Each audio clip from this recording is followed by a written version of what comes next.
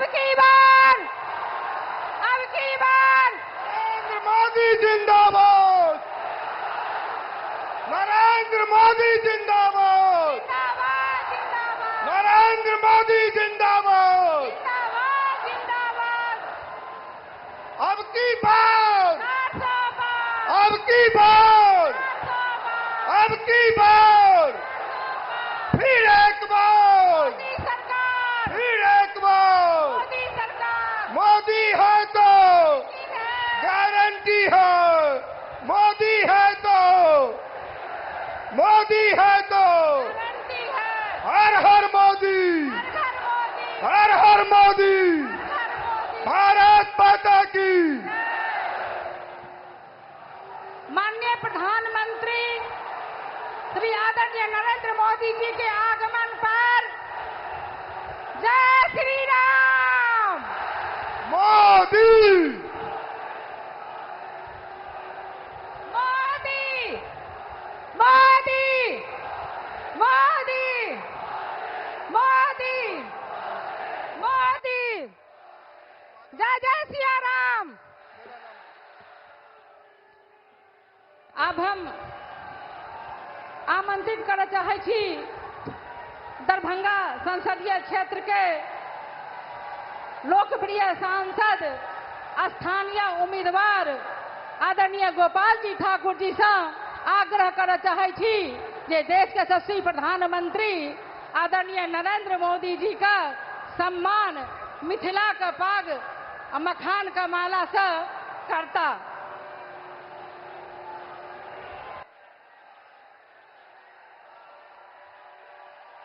आदरणीय मधुबनी का नरेंद्र मोदी जिंदाबाद। अब की बार फिर एक बार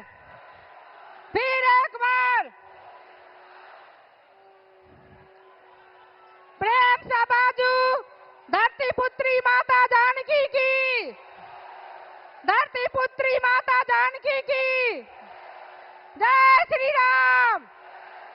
जय जय सिया राम।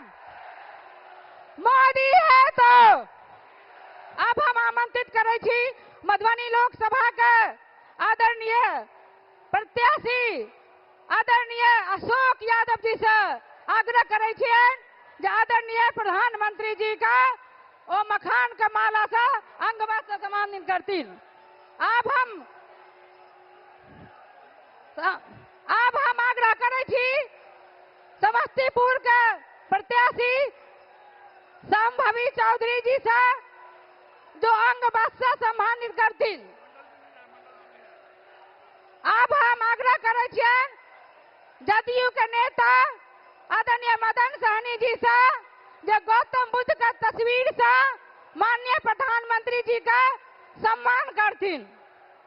अब हम आग्रह करै छियनि दरभंगा नगर के लोकप्रिय विधायक आदरणीय संजय सरावगी जी से जे सिक्की के बनल राम सिया का चित्र से भेंट करथिन आदरणीय प्रधानमंत्री जी का।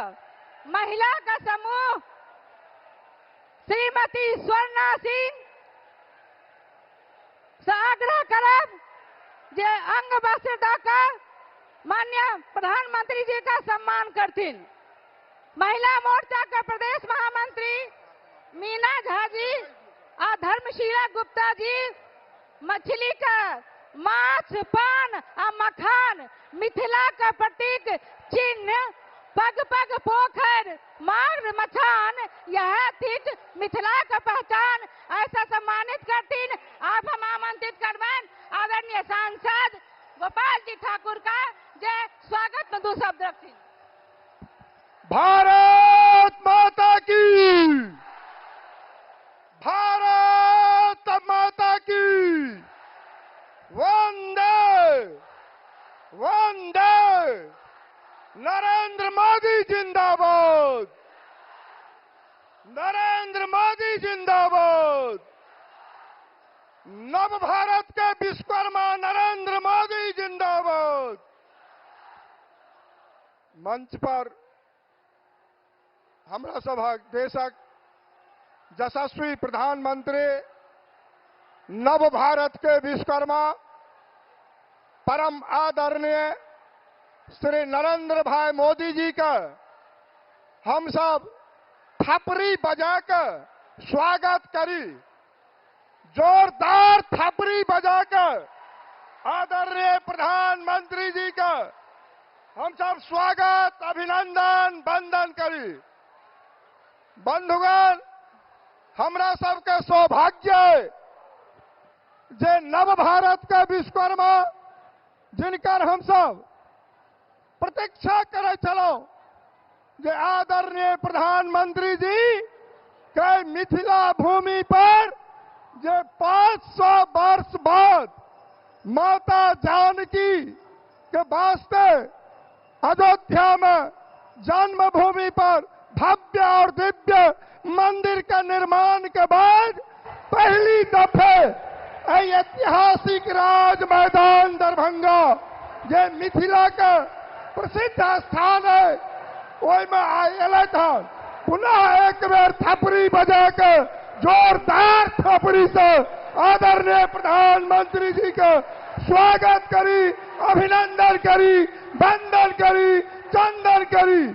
बंधुगण, आज तो बाबा कुशेश्वर नगरी से शंख वादन भी आदरणीय प्रधानमंत्री जी के जोरदार भर रहा हन और घर घंट भी बाज रहा हन और सब माननीय मंचासीन सारा नेतागण मिथिला के परंपरा के अनुसार सबको स्वागत स्वाभिमान अभिनंदन करें।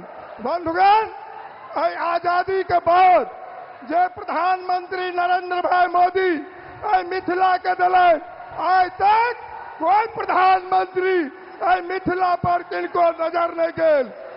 मिथिला का बाढ़ और सुखाड़ में झोंक देल गेल। मिथिला के लोग प्लान कलक आज मिथिला का 88 साल बाद के कोसी महासेतु आदरणीय प्रधानमंत्री जी मिथिला के जोड़े के काज करें।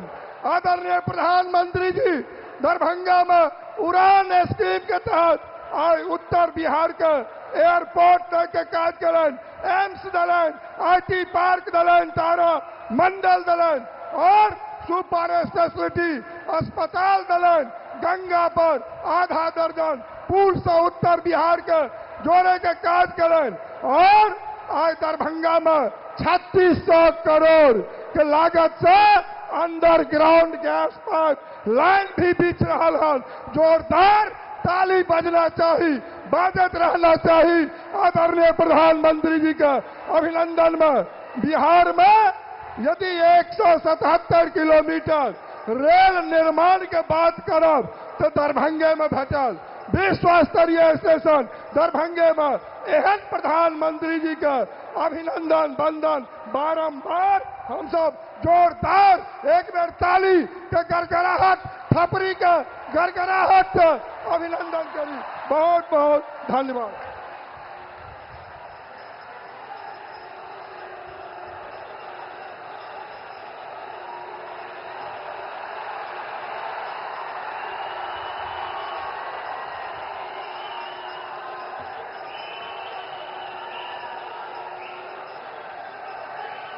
राजा जनक,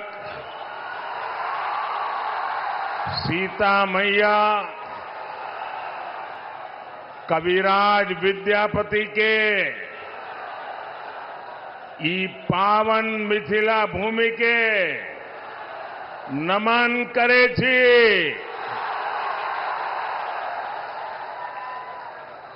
मैं दरभंगा की धरती से स्वर्गीय महाराजा कामेश्वर सिंह जी को भी प्रणाम करता हूं। एक तो मिथिला की ये पुण्य भूमि और दूसरा आप जनता जनार्दन का आशीर्वाद। इससे बड़ा जीवन का सौभाग्य क्या हो सकता है।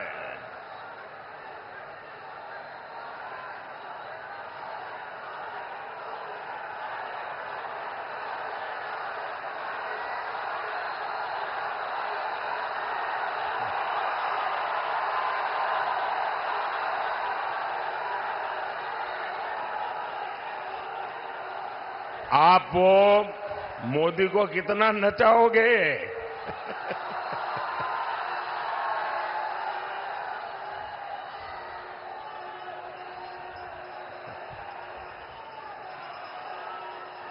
वो एसपीजी वालों को कहिए वो मोदी को कब्जा कर ले।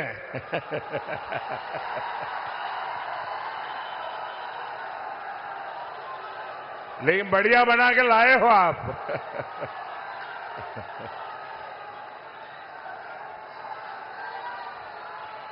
आपका बहुत बहुत धन्यवाद जी।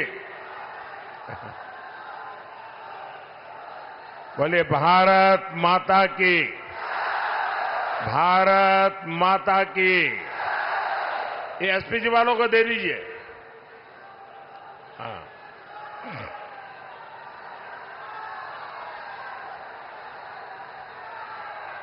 जय श्री राम, जय श्री राम। मैं आप सभी को अयोध्या में राम मंदिर के निर्माण की बहुत बहुत बधाई देता हूं।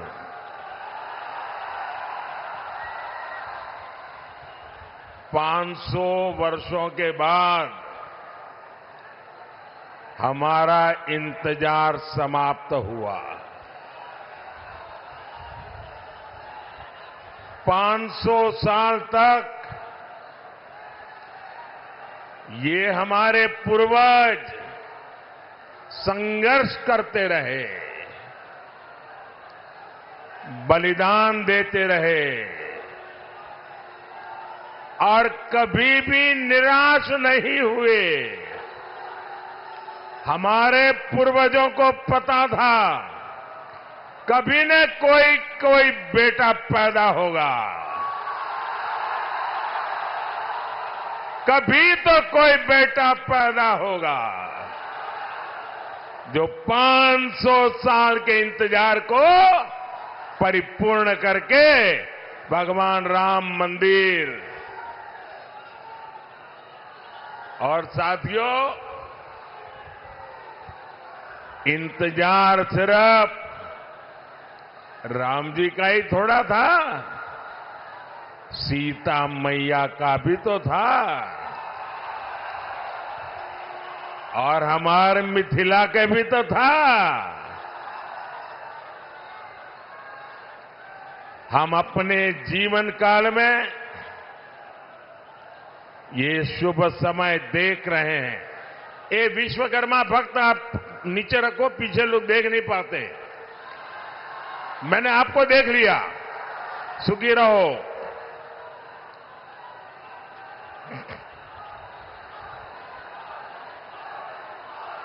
ये शुभ समय, ये हमारे लिए बहुत बड़ी बात है। साथियों, जब अयोध्या में रामलला की प्राण प्रतिष्ठा हो रही थी, तब मैंने कहा था कि अब भारत आने वाले 1000 साल का भविष्य लिखेगा। कई बार इतिहास की एकाध घटना भी कई शताब्दियों का भाग्य तय कर देती है।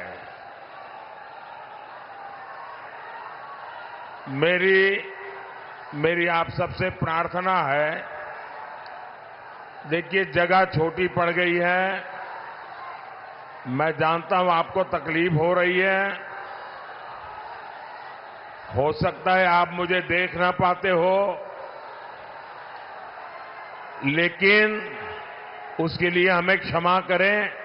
आराम से जहां है वहां खड़े रह करके मुझे सुनिए, और अगर आवाज कम करेंगे तो मुझे बोलने की सुविधा बढ़ेगी। तो आपके आशीर्वाद है, मैं बोलना शुरू करूं? आप शांति रखोगे? आप इतने अच्छे लोग हैं। आज से 1000 साल पहले जब पश्चिम से भारत पर हमले होने शुरू हुए थे, तब किसी ने नहीं सोचा था कि भारत 1000 साल की गुलामी में गिर जाएगा। जो बिहार देश को दिशा दिखाता था, वो ऐसे संकटों से घिरा कि सब कुछ तबाह हो गया। लेकिन साथियों,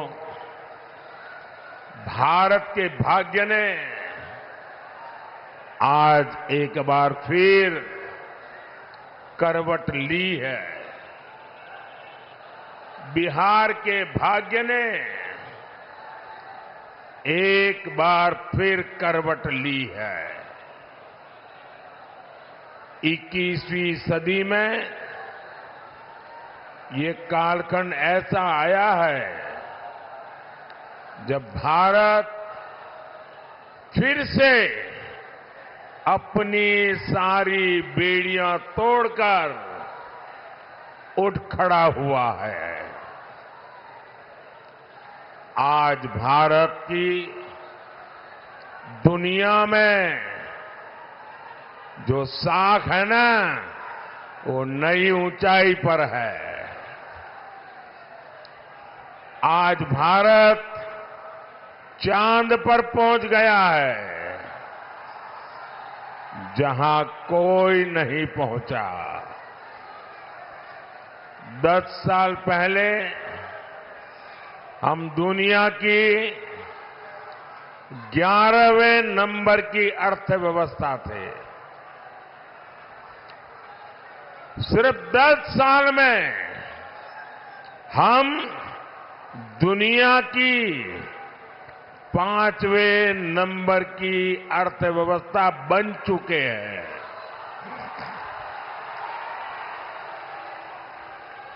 आपको कोरोना का समय याद होगा। 100 साल का इतना बड़ा संकट आया था। पूरी दुनिया सोचती थी भारत तो गया, भारत तो बर्बाद हो जाएगा, दुनिया भी बर्बाद करेगा। सब सोच रहे थे कि अब क्या होगा। लेकिन उस समय भारत ने दिखाया कि भारत का सामर्थ्य क्या होता है। भारत उस संकट से निकला, दुनिया को भी राह दिखाई। लेकिन साथियों, उस इतने बड़े संकट में बिहार के लोगों के साथ कांग्रेस और इंडी गठबंधन वालों ने जो किया, वो मैं कभी नहीं भूल सकता।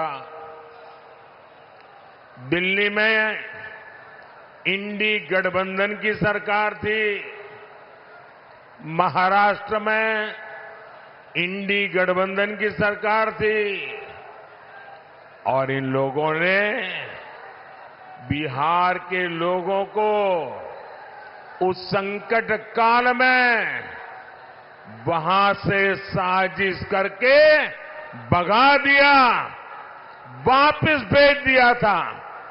मेरे बिहार के नौजवानों को, मेरे बिहार की बेटियों को दिल्ली से इंडी गठबंधन की सरकार वालों ने भगाया था।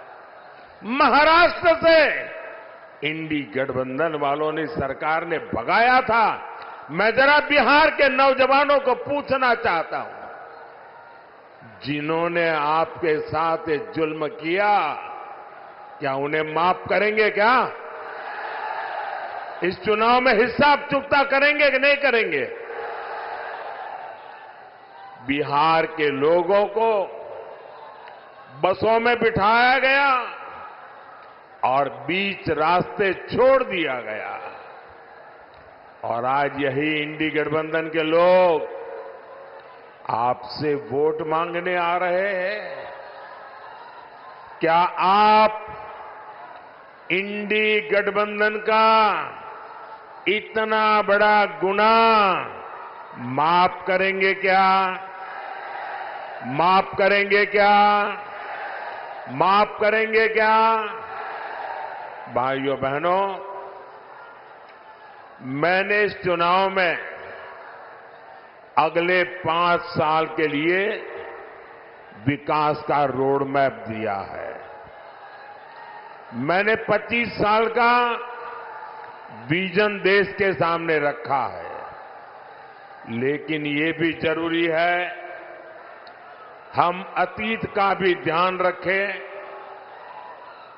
जैसे एक शहजादे दिल्ली में है, वैसे ही एक शहजादे पटना में भी है।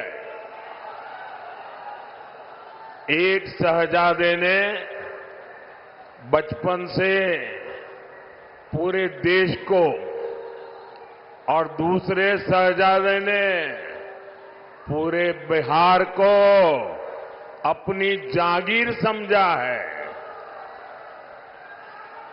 इन दोनों शहजादों के रिपोर्ट कार्ड एक जैसे ही हैं।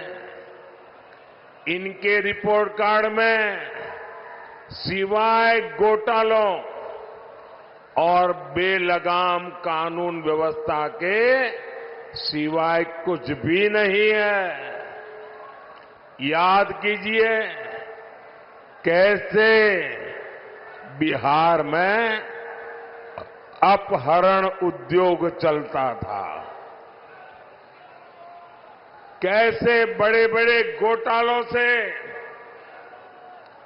बिहार के खजाने को लूटा जाता था, कैसे शाम होते ही हमारी बहन बेटियां घर से निकलने में डरती थी, कैसे नौकरी देने के पहले जमीन लिखवा ली जाती थी।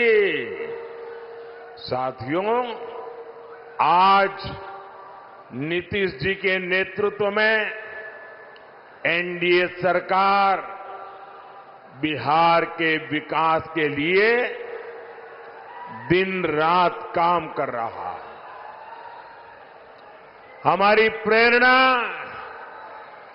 कर्पूरी ठाकुर है, जिन्हें कुछ समय पहले भारत रत्न देने का सौभाग्य हमें मिला है। पिछले 10 साल में बिहार में हमने 40 लाख गरीबों को पक्के घर दिए हैं, करीब 1.25 करोड़ गैस कनेक्शन दिए हैं। आज गरीबों को मुफ्त राशन, मुफ्त इलाज मिल रहा है।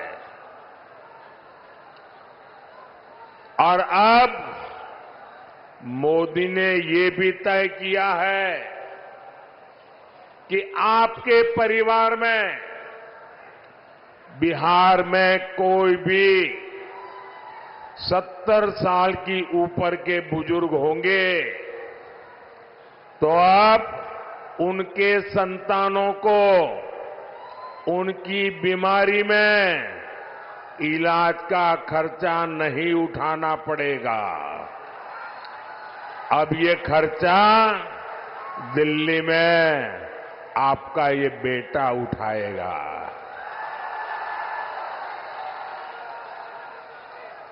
70 साल के ऊपर के हर बुजुर्ग को 5 लाख रुपए तक मुफ्त इलाज मिलेगा। मेरे बिहार के साथियों, मेरे दरभंगा के साथियों, मेरा एक काम करोगे? जरा हाथ ऊपर करके बताइए, करोगे? पक्का करोगे? देखिए, काम करना। जब आए भी इन दिनों गांव-गांव जाते होंगे, मोहल्ले में जाते होंगे, छोटी छोटी बस्तियों में जाते होंगे, अगर वहां पर कोई परिवार ऐसे आपके ध्यान में आ जाए जिनको अभी पक्का घर मिलना बाकी है, गैस का कनेक्शन मिलना बाकी है, नल से जल का कनेक्शन बाकी है, आयुष्मान का कार्ड नहीं पहुंचा है, तो उनको कह देना कि मोदी जी की गारंटी है 4 जून के बाद, नई सरकार बनने के बाद हम 3 करोड़ नए घर बनाने वाले हैं। तो आप मेरी तरफ से उन सब परिवारों को गारंटी दे देना, मेरे लिए तो आप ही मोदी है। साथियों, दरभंगा का एयरपोर्ट हो, रेलवे स्टेशन हो, अमृत भारत ट्रेन हो, आधुनिक सड़कें हो, हर तरफ काम हो रहा है। दरभंगा एम्स की अड़चनों को भी दूर किया जा रहा है। साथियों, जब विकास की बुनियाद मजबूत होती है, तभी उद्योग और रोजगार पैदा होते हैं।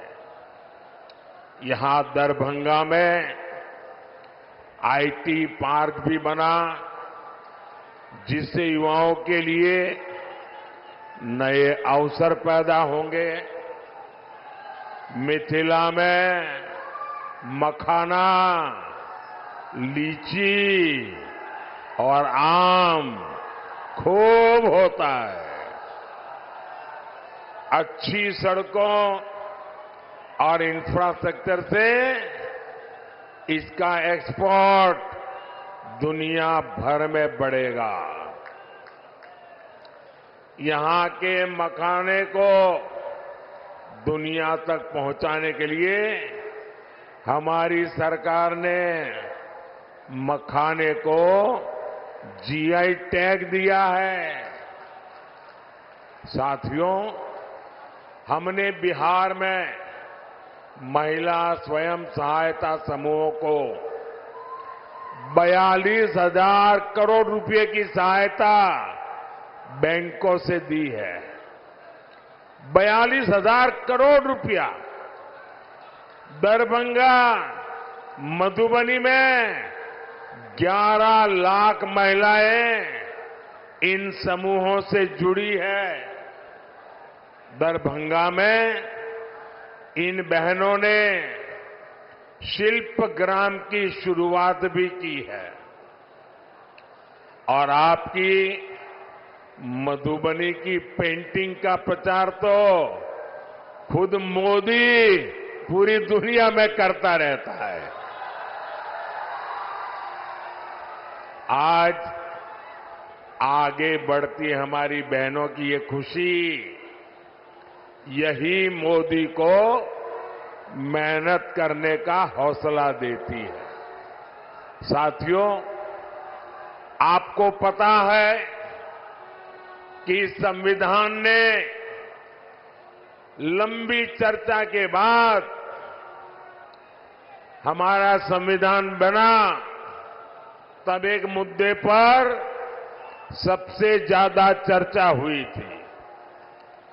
बाबा साहब आंबेडकर थे, डॉक्टर राजेंद्र बाबू थे, देश के बड़े बड़े विद्वान थे और संविधान में धर्म के आधार पर आरक्षण देना कि नहीं देना, इस पर गंभीर चर्चा हुई। और बाबा साहब के नेतृत्व में संविधान सभा ने 75 साल पहले तय किया कि हमारे देश में धर्म के आधार पर आरक्षण नहीं दे सकते हैं, देश को फिर से नहीं बांट सकते हैं। बाबा साहब आम्बेडकर ने इसके विषय में खुले आम वकालत की कि धर्म के आधार पर आरक्षण नहीं होगा।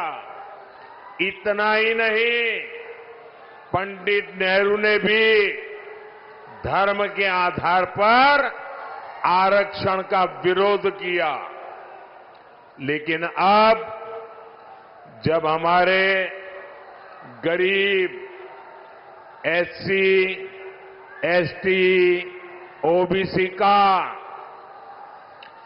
कांग्रेस से मोह भंग हो गया है, तो कांग्रेस नेहरू जी की भावना के खिलाफ जा रही है, बाबा साहब आम्बेडकर के पीठ में छुरा भोंक रही है, संविधान को तोड़ने मरोड़ने में लगी है। कांग्रेस लगी हुई है कि ओबीसी कोटे को कम करके धर्म के आधार पर उसमें से डाका डाल के मुसलमानों को आरक्षण दे दिया जाए।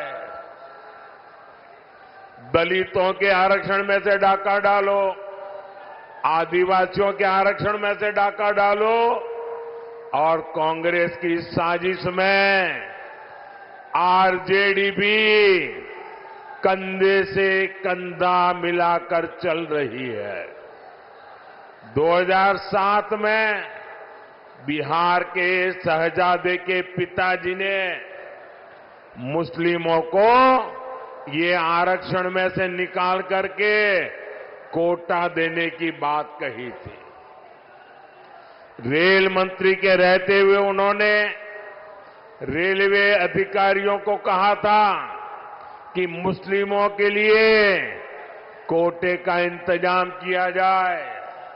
सोचिए, ये एससी, एसटी, ओबीसी का आरक्षण छीनकर को मुस्लिमों को देना चाहते हैं। आप मुझे बताइए, धर्म के आधार पर ओबीसी, एससी, एसटी आरक्षण अगर कटेगा तो यादव, कुर्मी, इन समाज का हक भी बचेगा क्या? सब कुछ खत्म हो जाएगा। पासवान, मुसहर, रविदास, दानुक समाज के हक पर ये डाका डालने में उसकी फिराक में है। साथियों, मैं पिछले 12 दिनों से कांग्रेस को और उनके चट्टों बट्टों को आरक्षण के मुद्दे पर चुनौती दे रहा हूं। मैंने उनसे कहा है, मैंने लिखित में मांगा है कि इंडी गठबंधन धर्म के आधार पर एससी, एसटी, ओबीसी का आरक्षण छीन करके मुसलमानों को नहीं देंगे। धर्म के आधार पर आरक्षण के लिए संविधान के साथ खिलवाड़ नहीं करेंगे, लेकिन इनके पेट में पाप है। 12 दिन से मैं मांग कर रहा हूं, ये चुप बैठे हैं। साथियों, मैं आपको विश्वास दिलाता हूं,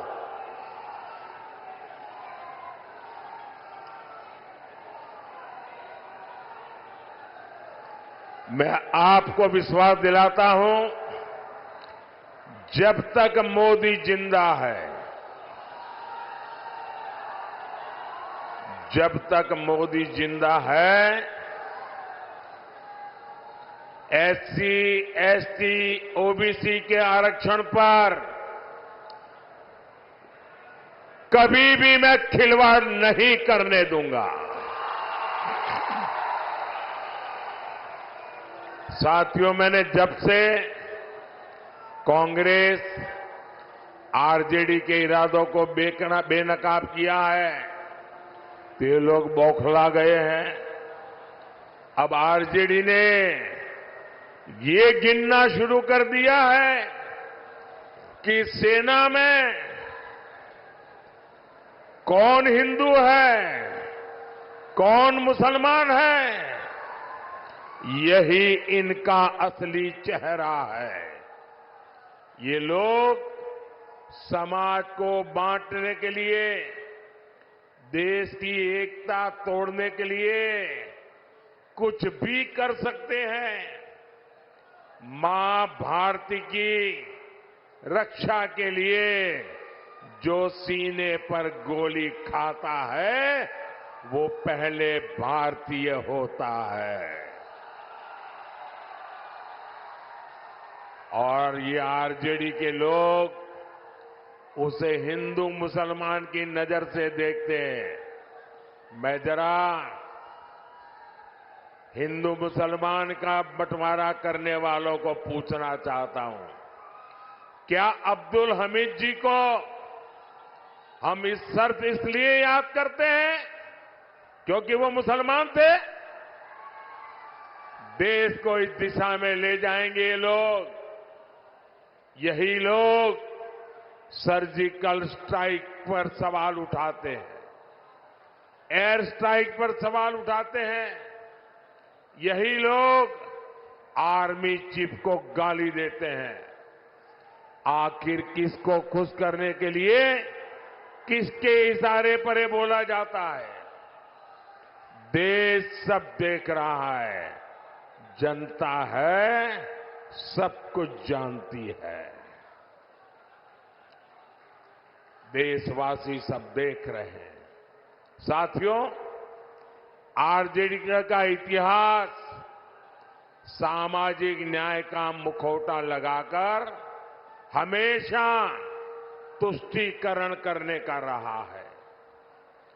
जब गोधरा में कार सेवकों को जिंदा जलाया गया था, तब रेल मंत्री ये शाहजादे के बेटे थे जो सजा काट रहे हैं और जमानत पे घूम रहे हैं। उन्होंने दोषियों को बचाने के लिए सुप्रीम कोर्ट के एक जज की कमेटी बनाई, बेनराजी कमेटी। सोनिया बहन का राज था ना, और इसलिए उन्होंने बेनराजी कमेटी बनाई थी। वो जज का नाम बेनर्जी था तो लोग बेनराजी बोलते थे। और उससे ऐसा रिपोर्ट लिखवाया कि 60 कार सेवकों को जलाने वाले निर्दोष छूट जाए। लेकिन ये रेल मंत्री जो अभी जेल में जिंदगी गुजारने के लिए मजबूर है, जमानत पे घूम रहे हैं, अदालत ने उनके इस रिपोर्ट को कूड़े कचरे में फेंक दिया और उन सबको सजा सुनाई, फांसी तक की सजा हो गई। पूरी दुनिया को पता था कि कार सेवकों को जिंदा जलाया गया था, लेकिन तब फर्जी जांच रिपोर्ट बनवाकर कार सेवकों पर ही दोष मढ़ने की साजिश रची गई थी। यही इनका इतिहास है, यही इनकी सच्चाई है। साथियों, हमें बिहार को लालटेन के दौर में वापिस नहीं जाने देना है। अभी आपको पता होगा, ये शहजादे दिल्ली वाले एक नई बात लेके आए हैं। आप मुझे बताइए भाइयों बहनों, हमारे परिवार में जो माता पिता होते हैं वो मेहनत करके कुछ न कुछ बचत करते हैं कि नहीं करते हैं? कुछ न कुछ बचाते हैं। उनके मन में रहता है कि एक छोटा सा घर बना दो, बच्चों को काम आ जाएगा। एक छोटी सी गाड़ी ला दो, बच्चों को काम आएगी। खेत खरीद के रखो, बच्चों को काम आएगा। हर माँ बाप के मन में ये इच्छा रहती है कि वो अपने मरने के बाद बच्चों को कुछ न कुछ देकर के जाए। हर माँ बाप की इच्छा रहती है। अब एक कांग्रेस ऐसा कानून बनाना चाहती है कि दिल्ली में उनकी सरकार बनेगी तो आपके माँ बाप ने जो कमाया है वो अब आपको नहीं मिलेगा। आपके पिताजी अपना 10 एकड़ का खेत होगा तो आपको नहीं दे पाएंगे। 2 घर है तो नहीं दे पाएंगे। आधा ये इनकी सरकार छीन लेगी। 55% विरासत पर टैक्स लगाने का ये फतवा लेकर के आना चाहते हैं। क्या आपकी मेहनत की कमाई किसी सरकार को लूटने देंगे? किसी सरकार को लूटने देंगे? ये कांग्रेस वालों को लूटने देंगे? ये आरजेडी वालों को लूटने देंगे? और इसलिए भाइयों बहनों, आपका भविष्य बचाने के लिए, आपके बच्चों का भविष्य बनाने के लिए 7 मई को जंजारपुर में जेडीयू से प्रत्याशी श्री रामप्रीत मंडल जी आए हैं। 13 मई को दरभंगा में बीजेपी से श्री गोपाल ठाकुर जी और समस्तीपुर से एलजेपी की हमारी बेटी श्रीमती सांभवी चौधरी जी, पूरे हिंदुस्तान की सबसे छोटी उम्र की बेटी चुनाव लड़ रही है। आप सब आशीर्वाद दीजिए। ये हमारी बेटी तो जीतनी ही चाहिए। 20 मई को मधुबनी में बीजेपी के श्री अशोक कुमार यादव जी को, ये हमारे इन सभी साथियों को भारी संख्या में वोट दीजिए। और जब आप उनको वोट देंगे ना तो ये वोट सीधा सीधा मोदी के खाते में जाएगा। मोदी को मजबूती मिलेगी और मोदी मजबूती से आपकी 5 साल और सेवा करेगा। तो घर घर जाएंगे, ज्यादा से ज्यादा मतदान करवाएंगे। पहले मतदान फिर जलपान, ये पक्का करेंगे। अच्छा, मेरा एक काम करेंगे, जरा हाथ ऊपर करके बताइए, करेंगे? मेरा काम करेंगे। यहां से जाने के बाद हर घर जाना, घर घर जाकर के कहना कि अपने मोदी जी दरभंगा आए थे और मोदी जी ने आपको प्रणाम कहा है। मेरा प्रणाम पहुंचाएंगे, घर घर मेरा प्रणाम पहुंचाएंगे। बोलिए भारत माता की, भारत माता की, भारत माता की। बहुत बहुत धन्यवाद।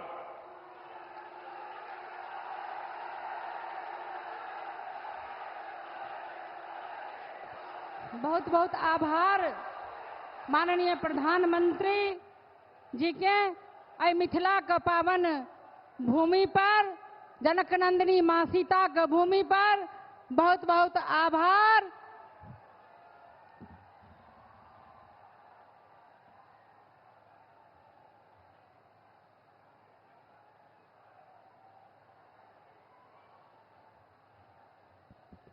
हमरा बीच में बिहार प्रदेश का यशस्वी अध्यक्ष आदरणीय सम्राट चौधरी जी आ भारतीय जनता पार्टी के वरिष्ठ नेता स्वास्थ्य मंत्री आदरणीय मंगल पांडे जी हमरा बीच उपस्थित भेले था। हुनका मिथिला जगनंदिनी जानकी के धरती पर हृदय से अभिनंदन करै छी, स्वागत करै छी।